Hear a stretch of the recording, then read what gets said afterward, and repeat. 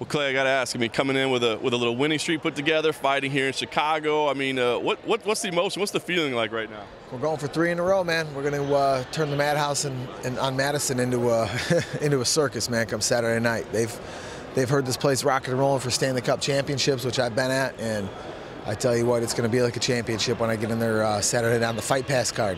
That's awesome. Saw, the Cubs game, the hometown hero treatment. I mean, enjoying fighting in Chicago, or is it a little tough too? Because maybe there's added media, there's added this and that. I love it, even though we're second on the docket. You know what I mean? It's nice to fight here when it's warm out. Last time I fought here was 2013. It was before the week before Super Bowl week, man. It was 0 degrees out, I remember. So it's a lot more fun, a lot more people in town, a lot more to do, more events, more festivals. The Cubs are in town, the world champions are back home on a homestand. So it was awesome to be able to throw out that first pitch, to have my family, friends, fans there for the 7th inning stretch. I didn't botch it too much thanks to CM Punk. He was right there, man.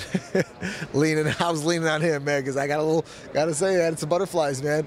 But yeah, it's a blessing. It's an honor to be here in front of a hometown crowd where I used to fight 12, 13 years ago, man. I feel like the career it's coming full circle, in a positive way. Three's a win streak, so I can't wait, man. Oliveira's a tough opponent, slick polished on his feet, slick on the ground. You know what I mean? Most of his wins are by submission. Most of his fights are by submission, but he's been submitted a few times too. He's got a big hole in his game, and Saturday night you guys are going to see it. We're going to expose that thing. The recent success that you've had, I mean, is part of it as simple as just changing weight classes and being healthier? I mean, yeah, I think I was very healthy at 145. I just, with the diet, how about this? I just wasn't enjoying the camp as much, 55, I've always had more fun. I've beaten some of the best in the world. I've lost to some of the best in the world by razor-thin decisions, split decisions, close ones. But 55 is my home. I told people a long time ago I'd come back and fight at 55, and we're here and we're in better shape than ever. I could jump on a scale in 2 hours, you know what I mean? So it's great. The whole atmosphere is great. This, to me, the biggest card of the year so far. Maybe the biggest card in at least a year as well. And I tell you what, I think every fight on here is potential fight of the night, knockout of the night. Look at the heavy hitters, heavy swingers we got on here. It's good to see Joseph Benavidez back.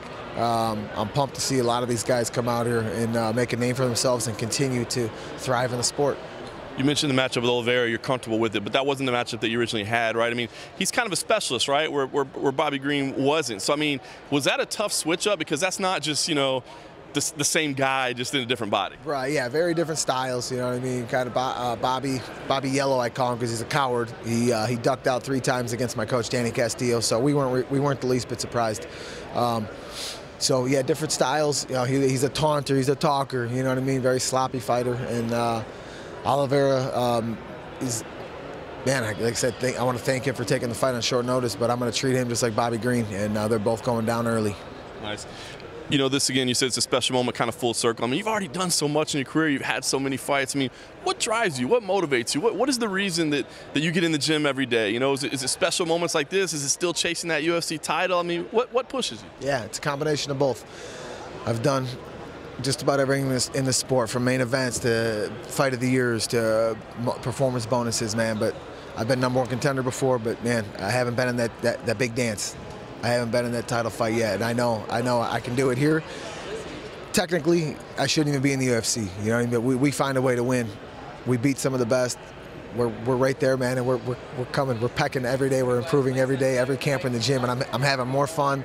My trainers got me dialed in. My coaches got me, more prepared than ever. And there's nothing going to stop us. You know what I mean? I'm having more fun, and that's where I find more success.